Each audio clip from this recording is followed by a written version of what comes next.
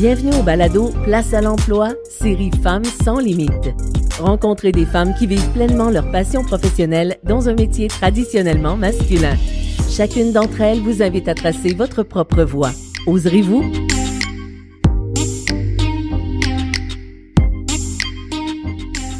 Bonjour Sadia, je vais te présenter.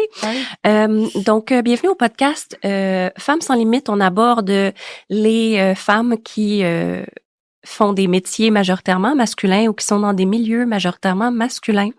Aujourd'hui, on a comme invité Sadia Grogué, qui est présentement coordonnatrice au Carrefour Jeunesse Emploi de Longueuil, Place à l'emploi. Mais aujourd'hui, on va plutôt discuter de son passage en politique. Donc, Sadia, bonjour. Hey, bonjour Cindy. Alors, merci beaucoup d'avoir accepté de faire ce podcast et de parler de ton expérience. On va commencer par le début de ton parcours, en fait. Dans quoi tu as étudié? Qu'est-ce que tu as fait comme métier et qu'est-ce qui t'a amené jusqu'à la politique?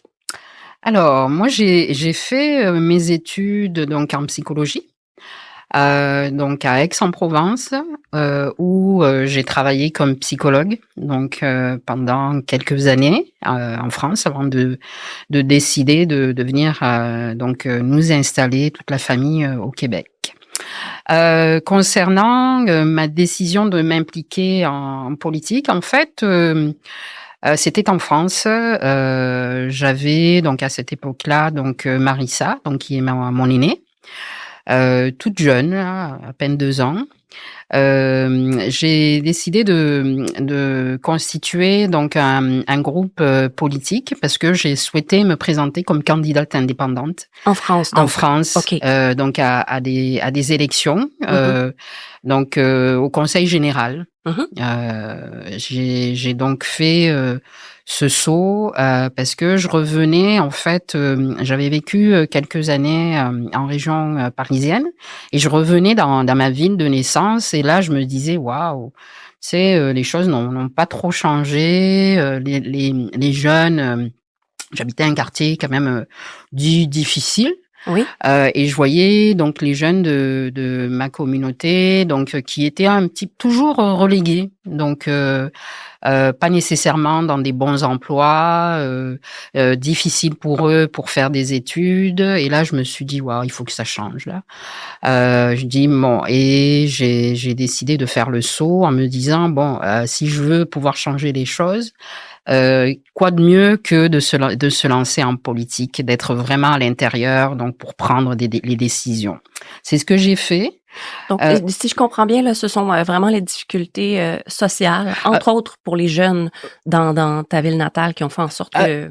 Oui, mais avec tout de même, moi j'ai toujours été une défendresse des droits sociaux et je constatais qu'il y avait beaucoup d'injustices sociales, pas de place nécessairement à tous ces jeunes de la communauté noire ou maghrébine qui avaient du mal à s'en sortir. Et j'ai dit bon, quoi faire pour changer les choses et mieux que d'être au sein même des prises des décisions. Je me suis dit que c'est la place à aller chercher, à aller prendre.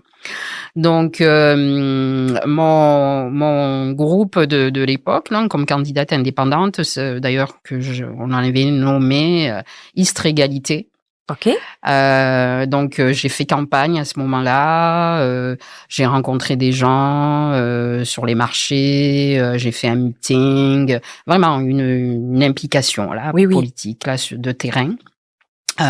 Malheureusement, j'ai pas gagné ces élections, mais l'année d'après, donc on avait des élections municipales. Okay. Donc pour désigner un maire ou une mairesse.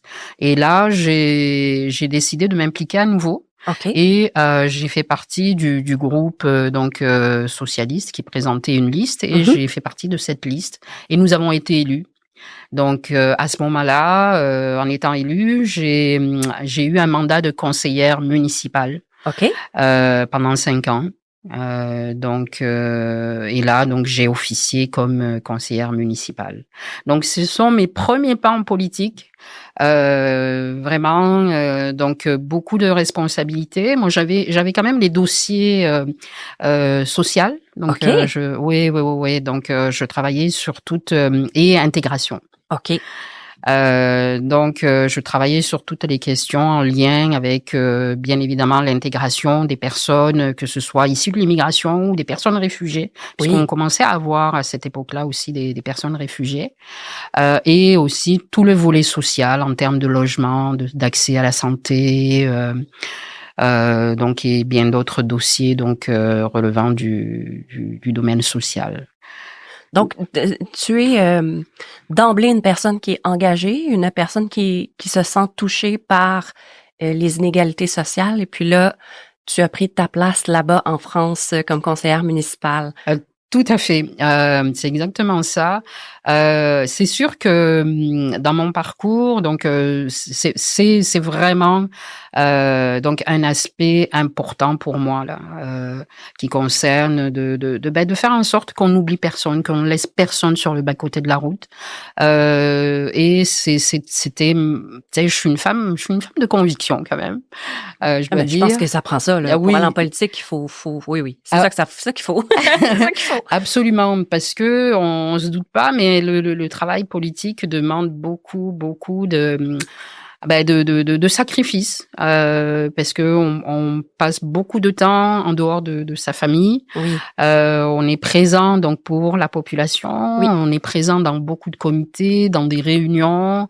Donc c'est vraiment, ça prend beaucoup d'énergie, ça prend une organisation assez importante pour pouvoir conjuguer vie familiale et vie politique, et ça prend aussi je vais rentrer dans le vif du sujet là du coup, parce que c'était aussi ma réalité en tant que femme. Oui, tout à fait. De prendre sa place, de garder sa place. Oui. Donc parce que c'est quand même un milieu. Moi, quand j'ai commencé, c'est quand même un milieu majoritairement masculin. Oui, voilà. C'est sûr que il y a plusieurs années de ça, donc ça remonte là, tout de même mon implication. Mais il y avait ce constat qu'on pouvait faire que nous les femmes, on n'était pas beaucoup représentées, et c'est quand même un milieu donc majoritairement masculin. Donc, même en France. Là. Même en France, absolument. En France, oui. Également, la différence que je verrais aussi par rapport au Québec, au Canada, c'est que c'est quand même un milieu très élitiste.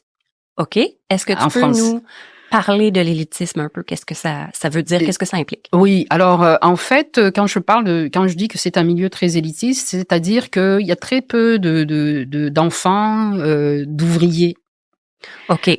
Présents dans ces sphères politiques. Donc, les gens qui sont généralement en politique n'ont pas occupé auparavant d'emplois qui seraient, par exemple, de la construction, qui seraient, par exemple, travailler en usine, etc. Ce sont plus des gens qui ont, par exemple, des baccalauréats, qui sont ingénieurs, avocats, ce genre-là, c'est ça? Absolument, absolument. Et vraiment, ce côté élitiste, c'est quelque chose qui m'a marqué. Moi, je viens tout de même d'une famille ouvrière, oui. Donc d'une grande famille aussi. Donc, et ce côté-là m'a quand même pas surpris, parce que en voyant les représentants politiques qu'on avait depuis des années en France, que ce soit au municipal, au département, région, puisqu'on a plusieurs paliers, et au niveau national. Donc on voyait très rarement des personnes, je te dis, donc issues du milieu ouvrier. Donc c'est souvent le même genre de personnes qui décident de se présenter là. Définitivement. Et très peu aussi de représentation de personnes racisées. OK. Je pense que j'étais une des premières. t'étais minoritaire là. Absolument. Oui, définitivement. J'étais une des premières de ma communauté à me lancer en politique, à faire partie de ce monde politique. Ce qui a été, je dirais, parce que lorsque j'ai rencontré les jeunes du quartier avec qui j'ai échangé justement sur cette implication, eux, déjà, ils étaient un petit peu, ils y croyaient pas trop là. Les hommes et femmes politiques, c'est tous les mêmes là. Mais ce que je leur disais, mais non. Moi, je me suis engagée. Vous pouvez le faire aussi. Oui, donc c'est accessible à tous. C'est accessible à tous. Hein. Ça, c'était vraiment un message que j'ai souhaité partager avec les jeunes de quartier, en leur disant oui, si je l'ai fait, c'est que c'est possible. de vous rendre aussi là où je suis. Et avant la fin de mon mandat, puisque j'ai été amenée à partir, donc à vivre, donc mon conjoint a été muté, donc on est retourné vivre donc en région parisienne puis en Normandie. Donc et avant la fin de mon mandat, ce que j'ai réussi tout de même à semer une graine qui a porté fruit, puisque d'autres jeunes par la suite de ma communauté se sont impliqués. Ah, donc tu les as vus se présenter Absolument. Comme conseiller municipal? Absolument. Oh là là. Oui. Ça, c'est une de mes plus grandes fiertés. Ben, t'as ouvert une voie, là. Ah, définitivement. T'as ouvert une voie. Définitivement. Et à date, là, jusqu'à aujourd'hui, puisque bon, je reste en contact, puisque ma famille est encore dans le sud de la France, donc je reste en contact. Et oui, sur le plan politique, sur la représentation, on a des jeunes issus des communautés, des jeunes racisés qui se présentent donc à ces échéances municipales. Et là, quand tu es arrivé au Québec, est-ce que d'emblée, pour toi, ça a été une évidence de te relancer en politique à nouveau? Ben, je te dirais que arrivé au Québec, bon, quand on prend la piqûre de la politique, on prend la piqûre de la politique. On est vacciné, mais on est vacciné à vie. OK. Comme une espèce de tic là, qui nous pique, puis voilà, c'est terminé. Absolument. Donc je me disais, je connaissais pas trop le contexte politique, donc québécoin, provincial, oui, parce que le système n'est pas exactement le même qu'en France. Non, le système est carrément différent qu'en France. Donc je me disais, mais je commençais à m'y intéresser parce que donc je lisais, je m'informais sur les différents partis, les candidats, etc. En me disant, oh ben tiens, c'est quelque chose que peut-être un jour je referai. Mm-hmm. J'avais toujours en arrière-plan là, vraiment l'envie, le goût de m'impliquer à nouveau. C'est sûr que lorsqu'on est arrivé au Québec, donc avec nos 4 enfants. Oh là là. Donc mon aîné donc âgé de 12 ans et le dernier donc de 3 ans. Oh là là. Oui. Donc s'intégrer, faire son parcours d'intégration, trouver du travail, oui. faire en sorte que les enfants donc puissent aussi se sentir bien dans leur nouveau milieu. Mais carrément s'installer dans une nouvelle culture. Absolument, définitivement. Oui, les Français sont cousins, mais quand même, il y a une différence là, culturelle. Elle est là. Il y a une différence. Donc il fallait il y avait tout un temps là vraiment que j'ai consacré donc accompagner les enfants, donc à m'intégrer moi sur le plan professionnel, donc mon conjoint également. Mais j'avais toujours en arrière-plan là l'idée de refaire, de retourner en politique. En 2010, donc en fait, comme je m'intéressais toujours donc aux faits sociaux, je dirais, et donc le volet immigration était vraiment un volet qui venait me chercher, qui me touchait énormément. Parce que tu venais tout juste de le vivre. Absolument, moi je le vivais. Un parcours migratoire. Définitivement, je le vivais de l'intérieur. En plus, je rencontrais pas mal de personnes aussi immigrantes comme moi, et de constater et de voir toute la difficulté pour s'intégrer, pour s'insérer, pour trouver un emploi, pour faire valoir sa formation, ses diplômes, son expérience. Je trouvais ça très, très, très difficile et je me suis impliquée dans pas mal de groupes. Oui. Et j'assistais à beaucoup de conférences sur la question. J'ai d'ailleurs donné une interview donc pour parler de mon expérience. Je me souviens, c'était à l'UQAM. On m'avait interviewé donc pour parler de cette expérience. De ton expérience comme immigrante. Oui, absolument. Absolument. Et j'étais vraiment dans ces réseaux-là. Donc, je participais, je donnais témoignages aussi. Je faisais témoignages donc de mon expérience et aussi en donnant mon avis sur les difficultés, mais aussi les moyens de sortir de ces difficultés. Oui, pour voir comment on s'aide là quand on est dans cette situation-là, comment on se retrouve un réseau, comment on se retrouve une communauté, puis on trouve les moyens de s'intégrer ailleurs. Là. Oui, définitivement. Donc, et en 2010, donc, toujours intéressée par la politique, je commence à regarder donc les différents partis provinciaux, et aussi donc au niveau du fédéral. Et je me disais, bon, comme j'étais en politique municipale, c'était pas le palier qui m'attirait le plus, je dois dire. Et à ce moment-là, je fais la connaissance d'une militante, donc du Nouveau Parti démocratique. OK.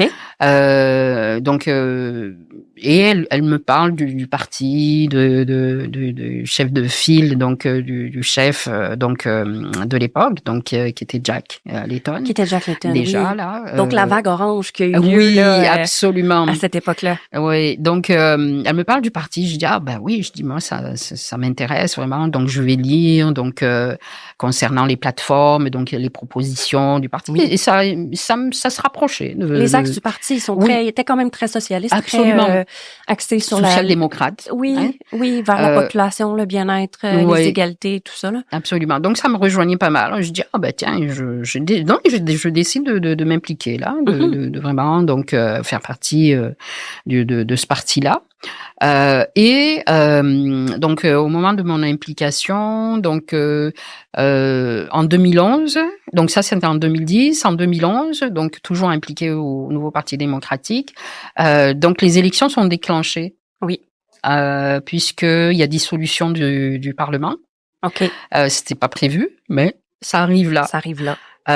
OK, donc et à ce moment-là, on me demande si je voulais être candidate.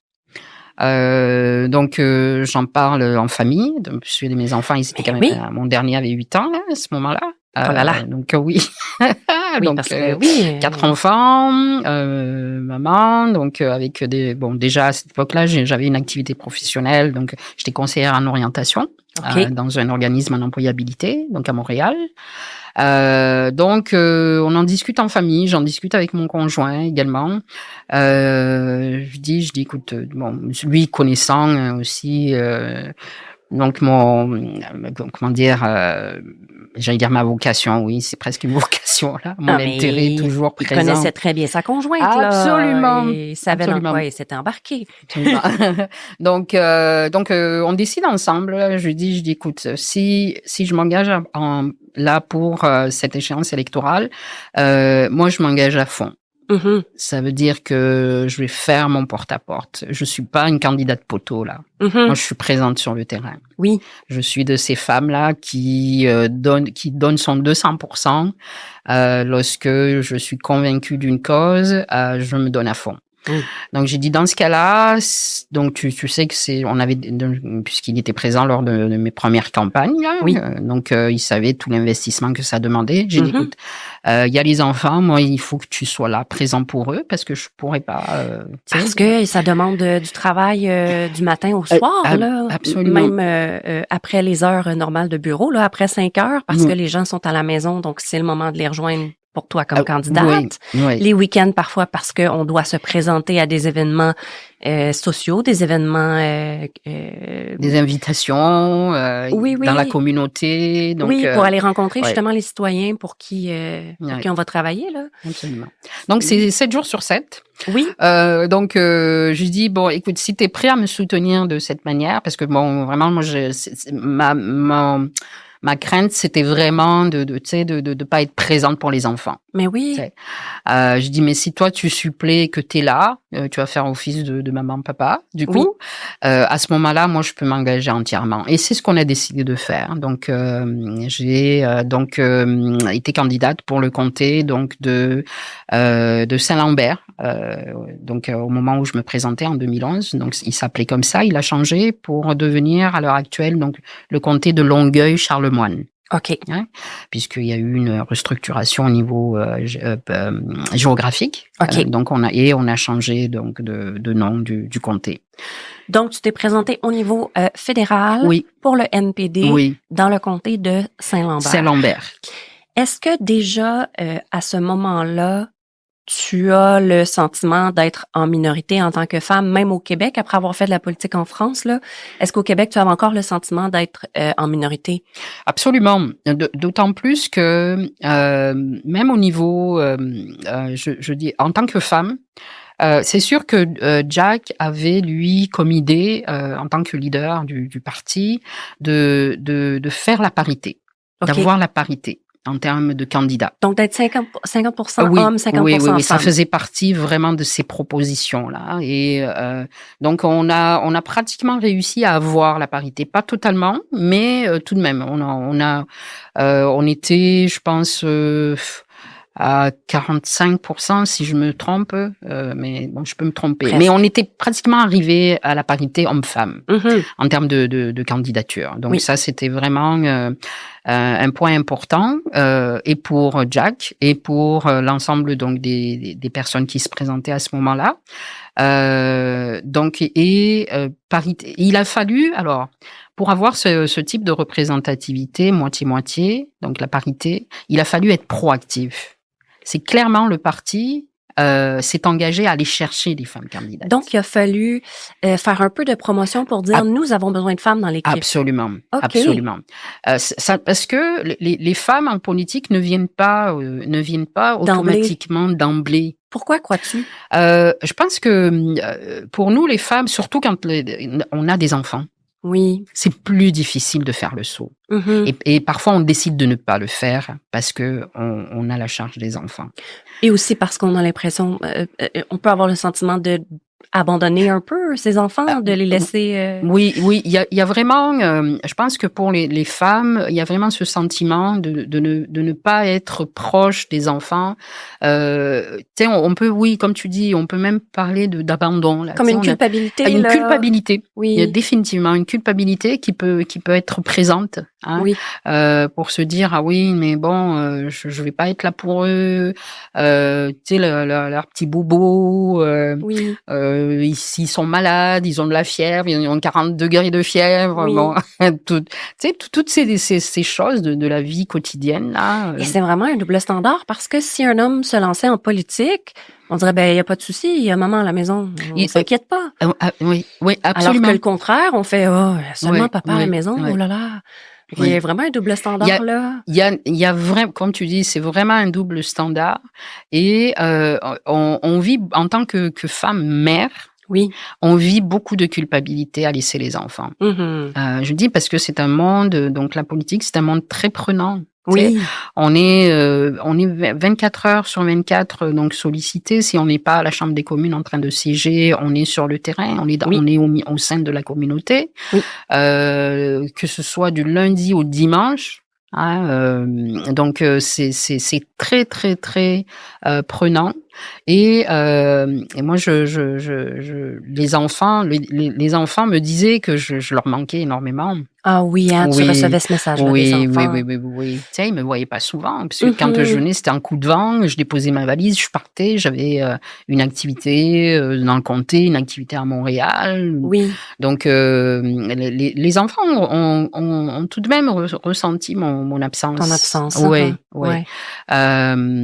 Donc heureusement mon conjoint était présent. Il a pris le relais. C'est une chance. Hein. C'est pas dans toutes les familles là que ça se fait bien de cette façon-là. Oui. Donc ça s'est bien fait de ce côté-là. Je me souviens d'une petite anecdote, c'est que mon fils, qui avait 8 ans, en fait, quand je revenais, alors qu'il l'a jamais fait, il avait sa chambre, mais il venait, il dormait à côté de moi. Ah oui, il avait besoin du réconfort. De la présence de sa maman. Et une fois qu'il était endormi, on le prenait et on le ramenait dans son lit. Mais oui. Donc c'est sûr que les enfants sont tout de même impactés. Oui. Et bon, du coup, nous en tant que mère, on se dit ok, s'ils vivent ça de cette manière, c'est quand même ça devient difficile pour nous aussi. Oui, absolument. Donc, mais oui, il y a vraiment un double standard. Et je trouve que les hommes décident de s'engager plus facilement qu'une femme. Oui. Ressentent moins cette culpabilité-là, peut-être, de laisser les enfants à la maison. Oui. Et bon, on prend les mêmes arrangements, hein, tu sais, parce que bon, même si l'homme est impliqué à la maison, le fait qu'il s'engage en politique, bon, il prend les mêmes arrangements avec sa conjointe. Mais en même temps, je trouve que il y a moins de culpabilité chez les hommes là. Oui. Nous, de par le rôle traditionnel, d'être moins présent peut-être auprès des enfants. Oui. Ouais. Hein? Bien que ça a beaucoup changé de nos jours. Tu sais, les papas sont énormément présents. Les jeunes papas sont tout autres. Je trouve que, tu sais, vraiment, on voit il y a cette sensibilité tout à fait. qui laisse apparaître donc beaucoup plus que les hommes traditionnels, nos pères ou grands-pères. De la génération baby boomer ou avant eux. Oui, absolument. Tout à fait. Mais n'empêche que le poids est mental, si je puis dire, est différent pour une femme et pour un homme, quoi qu'il en soit. Ouais. Hein? J'ai encore l'anecdote en tête là, on se rappelle de la femme qui avait amené son bébé en chambre pour l'allaiter carrément. Oui. Parce que c'est une réalité là. Oui, il a fallu justement nous on avait donc il y avait pas mal de jeunes femmes donc au sein de notre caucus et c'est à partir, donc c'était une de mes collègues qui avait eu donc son premier enfant donc en tant que députée donc toujours siégeant donc à la Chambre des communes, et c'est à partir de ce moment-là que à la Chambre des communes on a commencé de parler d'aménager, imagine-toi, un espace pour accueillir la maman et son bébé pour les temps de l'allaitement, pour allaiter, se reposer, etc. Tout. Il a fallu on a questionné donc l'ensemble des partis. Ça a été vraiment c'est comme si à ce moment-là on se rendait compte à la Chambre des communes que oui, ça existe. Comme si cette réalité-là n'existait pas avant que cette femme-là se présente et dise j'ai un nouveau-né, je dois l'allaiter. Définitivement. Et là, c'est à ce moment-là qu'on a on a commencé à réfléchir à cette question. Et de regarder qu'est-ce qu'on va mettre en place pour accueillir justement des mamans, des nouvelles mamans avec leur bébé, un espace pour allaiter, un espace pour changer le bébé.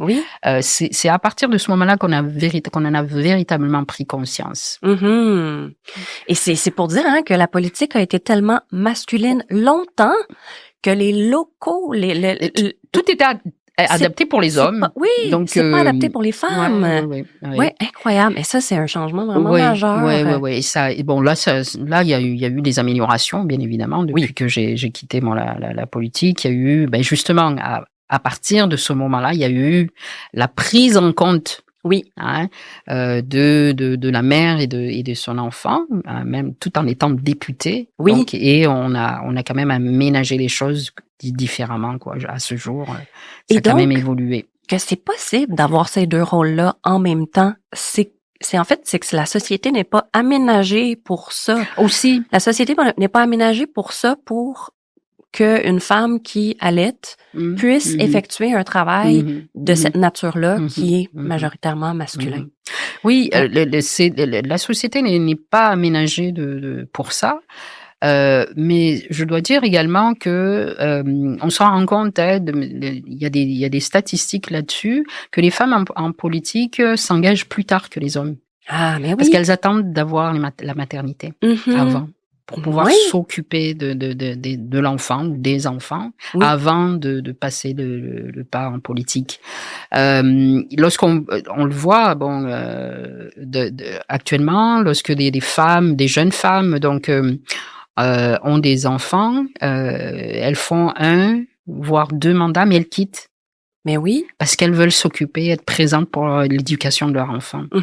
On a des exemples là de femmes députées qui ont quitté la politique au provincial, même au fédéral, donc pour pouvoir et elles le disent, je quitte pas la politique parce que j'ai plus envie d'être là, de servir, mais je quitte la politique parce que j'ai de jeunes enfants dont je veux m'occuper et que je veux voir grandir. Oui, D'ailleurs, Madame la mairesse Catherine Fournier, elle est très transparente là-dessus sur ses réseaux sociaux. Elle aimerait bien avoir des enfants. Par contre, elle retarde ce moment-là parce que il y a son nouveau mandat qui s'en vient, il y a les élections municipales qui s'en viennent et tout ça.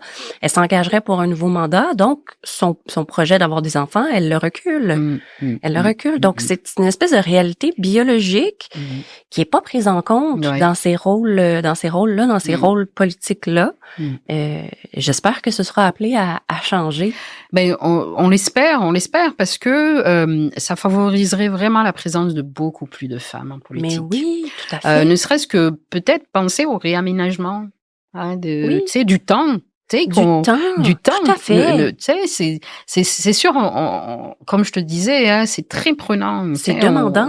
C'est demandant. Est-ce que ça pourrait l'être un petit peu moins? Est-ce qu'il y aurait moyen de faire moins de représentation pour justement allouer une espèce de conciliation de bien-être? Parce que moi, je pense que plus notre député est en bonne santé mentale, se sent en bon équilibre avec sa famille, ben meilleur est son service à la population par la suite. Là, ça vient avec.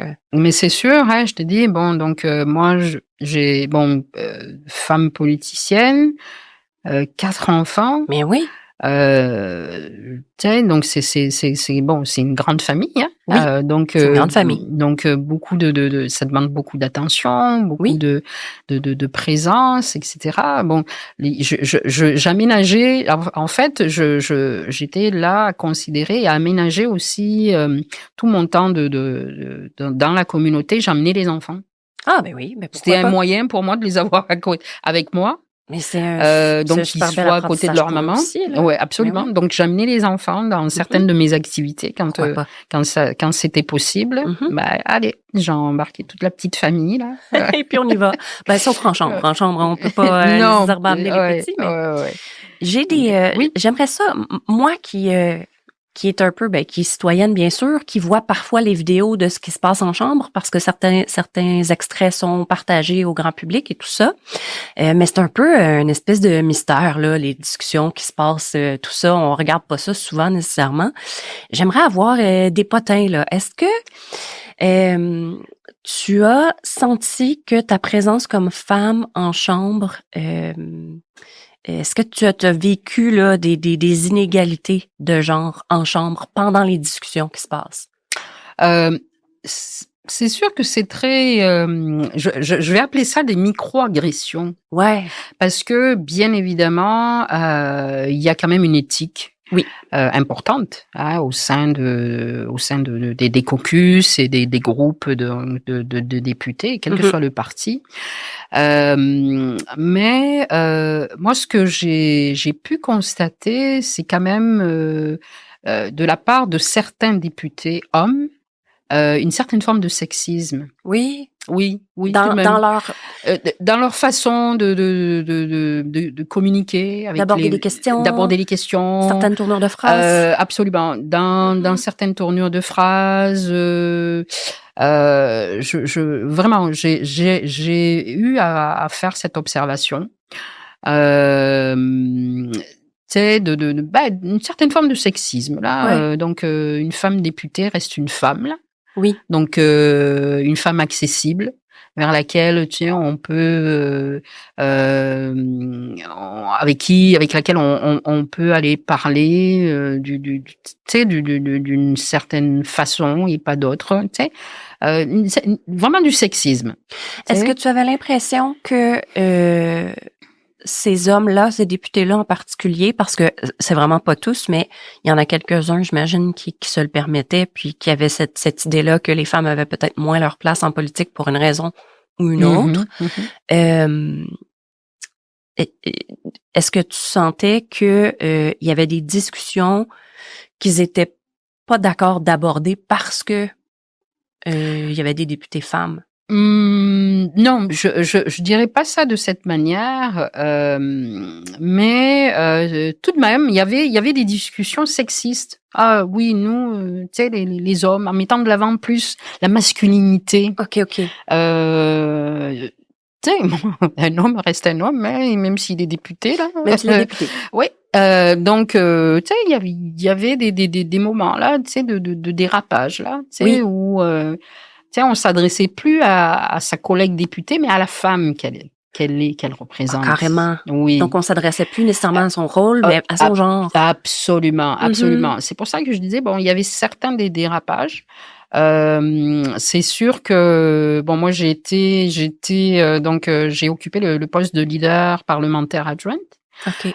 Où là j'avais quand même comme mandat de faire en sorte que le décorum soit maintenu, faire en sorte que les députés soient là en chambre, présents en chambre, lorsque c'était qu'ils fassent leur devoir, ce qu'on appelle qu'ils fassent leur devoir en chambre, et je veillais aussi à tout ce qui était donc de l'ordre du relationnel, que ce soit entre collègues, hommes ou hommes-femmes, peu importe.